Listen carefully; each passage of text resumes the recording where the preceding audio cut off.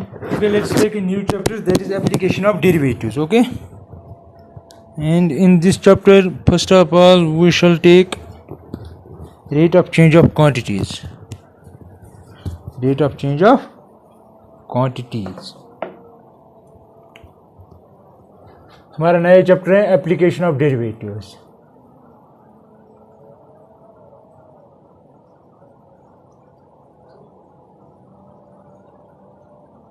ठीक है, ये हमारा नया चैप्टर है, लेकिन इसमें सबसे पहला टॉपिक जो हम लेंगे वो है rate of change of quantities. Rate of change of quantities. ये क्या होता है rate of change of quantities? आपको पता है एप्लीकेशन ऑफ डेरिवेटिव किस लिए हमें लगती है. एप्लीकेशन ऑफ डेरिवेटिव है यानी कि डेरिवेटिव की क्या अहमियत है, कहाँ पे हम यूज़ करते हैं. हम इसे यूज़ करते हैं ये दिखाने के लिए कि कोई फंक्शन इंक्रीजिंग है या डिक्रीजिंग है. ठीक है, कोई फंक्शन का मैक्सिमम किस पॉइंट पे होगा, सारे डोमेन पे कहाँ पे मैक्सिमम होगा, या हम अप्रॉक्सीमेट कर सकते हैं किसी पॉइंट पे किसी फंक्शन को with the help of derivative. ठीक है, इसी तरह हम rate of change of quantity यानी किस स्पीड पे चेंज हो रही हैं क्वांटिटीज़ वो भी निकाल सकते हैं इससे. इस तरह बहुत सारी एप्लीकेशन, हम ग्राफ्स ड्रा करते हैं with the help of all these things. ठीक है, तो सबसे पहले हम लेंगे rate of change of quantities. ठीक है, rate of change of quantities का मतलब क्या हुआ? आपको पता है कि D Y by D X का क्या मतलब है. अगर आपके पास है कोई y is equal to F of X कोई फंक्शन है, अगर मैं ये लिखूँ D Y by D X, इसका मतलब हुआ एफ डैश एक्स है ना. ये दूसरी notation, this and this is same. ठीक, इसका मतलब हुआ rate of change of Y. क्या अगर मैं ऐसे लिखूं ना, इसका मतलब हुआ rate of change with respect to X. लेकिन किसकी rate of change with respect to X, वो हमने यहाँ पे लिखा वाई. तो दैट मीन्स किस स्पीड पे चेंज हो रहा है Y with respect to X. इसका मतलब यही है. अगर मैं ऐसे लिखूं, एस अगर रिप्रेजेंट करता है, मैं लिखता हूँ D S by D T, इसका क्या मतलब हुआ? एस क्या है? एस फॉर एग्जाम्पल डिस्टेंस है या डिस्प्लेसमेंट है. तो मैं लिखूंगा rate of change of distance with respect time. कोई इंसान जा रहा है, किस स्पीड पे जा रहा है, इसको क्या कहते हैं वहां पे फिजिक्स में से क्या कहते हैं? D S by D T means change in distance with respect to time. इसको क्या बोलते हैं वहां पे? वेलोसिटी. वेलोसिटी या स्पीड है. अगर डिस्टेंस तो स्पीड, डिस्प्लेसमेंट तो वेलोसिटी है ना. कहने का मतलब यह है कि इसका डी बाई डी टी का मतलब हुआ rate of change with respect to T, लेकिन किसकी? एस की. ठीक है, S must be function of T, क्योंकि ये जो डिस्टेंस है, एस अगर डिस्टेंस है वो चेंज होगी बाय द टाइम. जब टाइम चेंज होता जाएगा, अगर आप चल रहे हो तो डिस्टेंस भी चेंज होती जाएगी. इसीलिए मैं ये कह रहा हूं. तो अगर मैं ऐसे लिखूं कहीं पे D Y by D X, लेकिन मैंने ऐसे लिखा X is equal to X naught, that mean सबसे पहले इसका डेरिवेटिव निकालो वाई का, लास्ट में आपको एक्स की जगह एक्स नॉट देना है. That mean at some particular instant किस स्पीड पे चेंज हो रहा है Y with respect to X. क्या हुआ इसका मतलब? एट सम पर्टिकुलर इंस्टेंट, जैसे आपने फिजिक्स में पढ़ा है, X equal to X naught मतलब कोई पर्टिकुलर पॉइंट है, वहां पे इस वाई की क्या स्पीड है, किस स्पीड से ये चेंज हो रहा है विद रिस्पेक्ट टू एक्स. ठीक है, इन चीजों का हम यहाँ पे इस्तेमाल करेंगे. ठीक, और यहाँ पे हम वो पैरामीट्रिक डिफरेंशिएशन है ना, वो भी इस्तेमाल कर सकते. करना वैसे ही है. ठीक है, सिर्फ हम समझना है कि डेरिवेटिव का मतलब क्या है. डेरिवेटिव का मतलब शॉर्ट में रेट ऑफ चेंज है, किस स्पीड पे चेंज हो रहा है. अच्छा, फर्स्ट एग्जाम्पल है इसने किया. फर्स्ट एग्जाम्पल मैं भी यही लेता हूं. Example number 1. एग्जाम्पल 1 ये कह रहा है कि find the rate of change of the area of circle, find the rate of change of area of circle per second with respect to its radius, और ठीक है, with respect to its radius, or when r is क्या है 5 centimetre. ये इसने वहां पे ही लिखा है. लास्ट में आपको ये देखना है किस स्पीड पे चेंज हो रहा है area with respect to radius. तो लास्ट में आपको देखना है, अगर आप r ये रखेंगे तो वो क्या होगा, वो चेंज क्या होगी. सबसे पहले देखो एरिया ऑफ सर्कल क्या होता है, जरा मुझे बताओ. पाई आर स्क्वायर.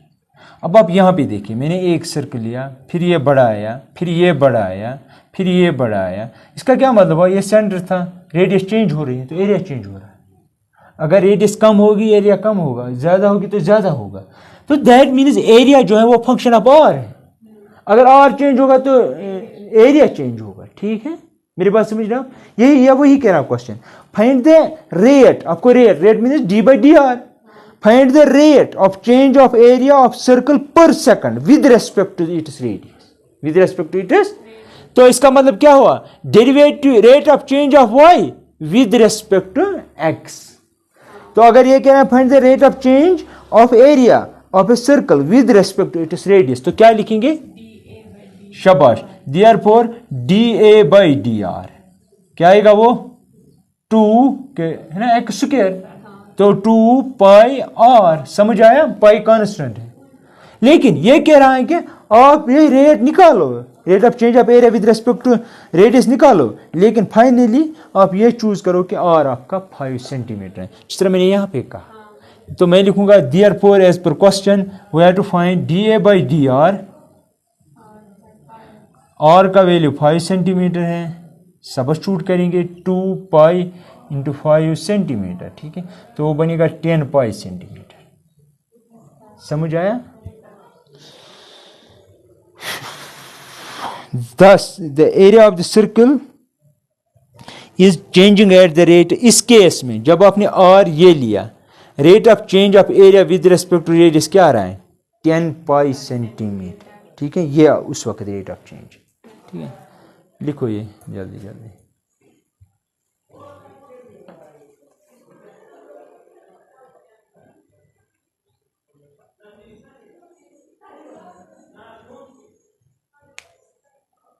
यहाँ पे याद रखना है कि ये एस जो है ये डिस्टेंस है,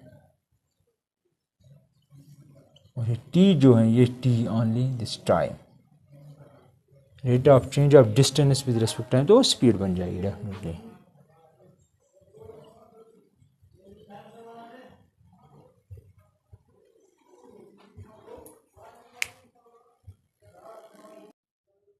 देखो यहाँ पे एग्जाम्पल 2 है, the volume of a cube is increasing at the rate of 9 cubic centimetres per second. Example number 2, example 2 ये कह रहा है कि volume of a cube is increasing at the rate of 9 cubic centimetres per second. तो मैं यहाँ पे cube बनाऊंगा ऐसे, अब देख लेना। क्यूब का मतलब क्या हुआ, हाँ, यानी कि लेंथ हाइट ब्रेड्थ सब सेम हो। ये मैंने क्यूब बनाया, 2 डायमेंशन पे 3 डायमेंशन बना रहा हूँ। ठीक है, फॉर मैं कोई कॉर्नर ले रहा हूँ क्योंकि ये क्यूब है एज पर डेफिनेशन। ये भी अगर हम लेंगे एक्स, ये भी एक्स, तो हाइट भी एक्स, ब्रेड्थ भी एक्स, लेंथ भी एक्स। ठीक है, तो मैं यहाँ पे लिखूंगा लेट एक्स बी क्या है दूर, हाँ मैं लिखूंगा ऐसे, let X be length of cube. ठीक है, तो वॉल्यूम क्या बनेगा, देयरफॉर वॉल्यूम ऑफ क्यूब किसके बराबर होगा, वॉल्यूम ऑफ क्यूब, उसको मैं रिप्रेजेंट कर रहा हूं वी से। ठीक है, तो किसके बराबर होगा, जब आपको 3 डायमेंशनल फिगर है आपके पास, इसका वॉल्यूम निकालना है तो 3 चीज़ों की जरूरत पड़ेगी, लेंथ ब्रेड्थ हाइट, उनका मल्टीप्लिकेशन करना है ना। Volume of cube length into breadth into height, that means x into x into x, that is x cube. समझ आया? अब देखो क्वेश्चन वाला क्या कह रहा है, कह रहा है कि the volume of a cube is increasing at a rate of 9 cubic centimetres per second. तो दैट मीन्स रेट इंक्रीज हो रही है, इस स्पीड पे इंक्रीज हो रहा है वॉल्यूम। मेरी बात समझ रहे, क्योंकि हमने लिया ना इसका एक्स, ये लेंथ ब्रेड्थ हाइट, ये चेंज हो रहा है, ये इंक्रीज हो रहा है। जब ये इंक्रीज होगा वॉल्यूम इंक्रीज होगा, जब लेंथ ब्रेड्थ हाइट इंक्रीज होगी क्यूब की तो उसका वॉल्यूम इंक्रीज होगा ना। जिस तरह ये रूम है, अगर इसका सब इंक्रीज करेंगे तो वॉल्यूम इंक्रीज होगा। वॉल्यूम का मतलब है अंदर जो स्पेस है, कितनी इनटेक कैपेसिटी है।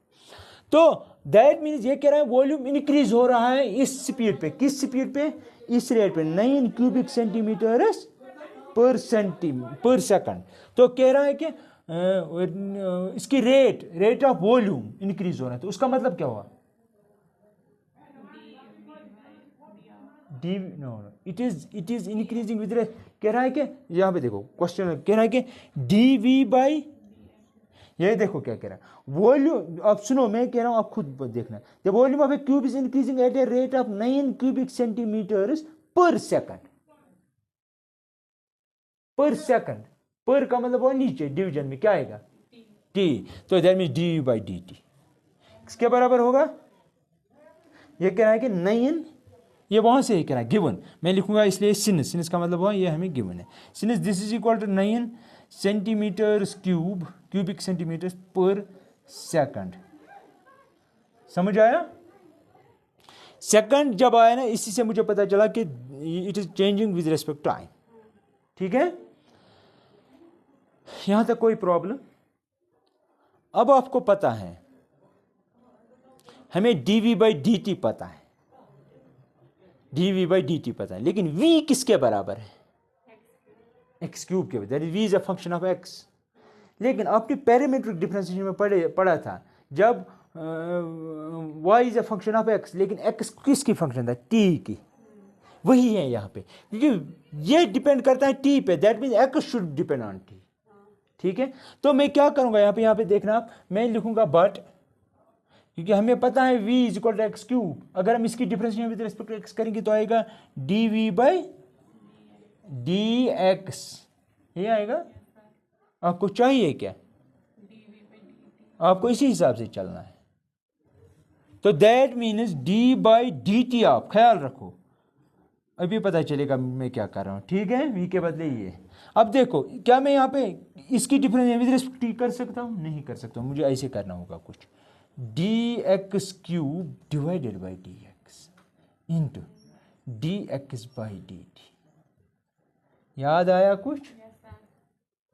तो अगर ये और ये खत्म तो ये बन जाएगा, तो ठीक है, ये बात भी रह गई और ये भी आ गया। अब इसकी डिफरेंशिएशन इजी है, क्या है वो? X cube differentiation with respect to क्या आएगा? 3x square. एग्जैक्टली, यहाँ पे क्या आएगा? dx by dt। लेकिन ये आपने ऑलरेडी निकाला, यहाँ पे क्या है? तो that means this must be 9। समझ आया? तो that means dx by dt आपका आएगा 9 divide by thrice X square. तो that means 3 by X square आ गया। यह आपका dx बाई dt आ गया। कोई शक है? अब देखो तो बताओ। देखो अब क्वेश्चन का दूसरा हिस्सा क्या है, अब देख लेना। क्वेश्चन का दूसरा हिस्सा कह रहा है, how fast is the surface area increasing when the length of the edge is 10 centimetre. लेकिन लेंथ हमने क्या ली है? एक्स। पिछले क्वेश्चन में हमने रेडियस, हाँ, एरिया चेंज हो रहा था विद रिस्पेक्ट टू रेडियस, लेकिन वो कह रहा था वहां पे रेडियस आप लीजिए कुछ 10 लीजिए, that mean at some particular instant. ठीक है, तो वही कह रहा है आपको, how fast is the surface area increasing when the length of the edge is 10 centimetre. That means finally हमें लेना है x के बदले 10। तो अब इसने सरफेस एरिया की बात की है। अब यहाँ पे देखिए रूम है आपका, ये क्यूबिक शक्ल में है। ठीक है, इसके कितने फेसेस हैं? 1 2 3 4 5 6 पर है। ठीक है, तो हर एक साइड जो है वो स्क्वायर होगा, लेंथ भी x ब्रेड्थ भी x, क्या बनेगा एरिया? x square. अगर इसका x स्क्वायर उसका, दैट मीन्स इस साइड का x स्क्वायर, उस साइड का x स्क्वायर, इस साइड का x स्क्वायर, इसका x स्क्वायर, इसका x स्क्वायर, इसका x स्क्वायर, 6x स्क्वायर। ठीक है, हर एक, अब देखिए ये भी एक साइड स्क्वायर है ना? These are all squares actually. Squares की मदद से, सारे स्क्वायर्स से हमने बनाया ये क्यूब। तो मैं लिखूंगा लेट सरफेस एरिया, वही हमें निकालना है, सरफेस एरिया ऑफ क्यूब, उसको हम एस से रिप्रेजेंट करते हैं, simple. Surface area of cube is equal किसके बराबर होगा? 6x square. वो समझ आया क्यों? 6 फेसेस हैं, हर एक का एरिया है x स्क्वायर, तो 6x स्क्वायर।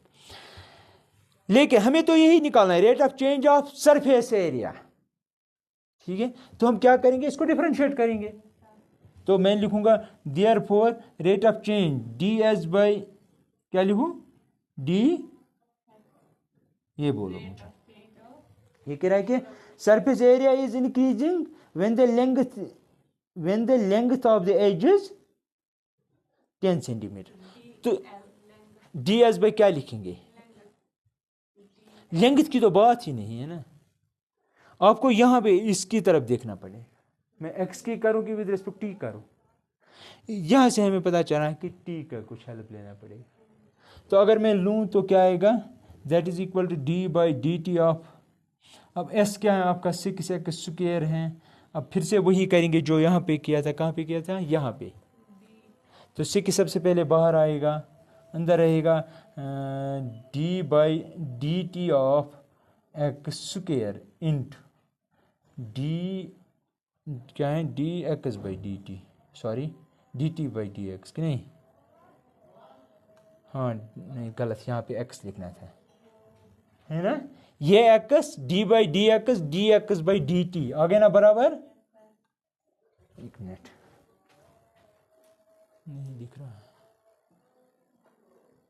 ठीक है, ठीक है यहां तक, that is equal to 6 times. अब इसके difference that means 2x into D X by D T, यहां पे देखो आपने D X by D T निकाला, तो that is 3 divided by X square. अब देखो ये बन गया 3 2 6 36, एक एक्स कैंसिल इसके साथ, डिवाइडेड बाई एक्स। लेकिन rate of change of surface area हमें निकालना है, लेकिन when X is 10 centimetre, therefore D S by D T at X is equal to 10 centimetre is equal, X को 10 दो, 36 डिवाइडेड बाई 10, तो दैट इज इक्वल टू 3.6, 3. समझ आया, centimetre square, वो आप देख सकते हो पर सेकंड, सेकंड क्यों, बिकॉज विद रिस्पेक्ट टाइम है। अब सरफेस एरिया है, एरिया का हमेशा आएगा स्क्वायर, ठीक है। तो दिस इज द रीजन के वी गॉट 3.6 सेंटीमीटर स्क्वायर पर सेकंड, ठीक है।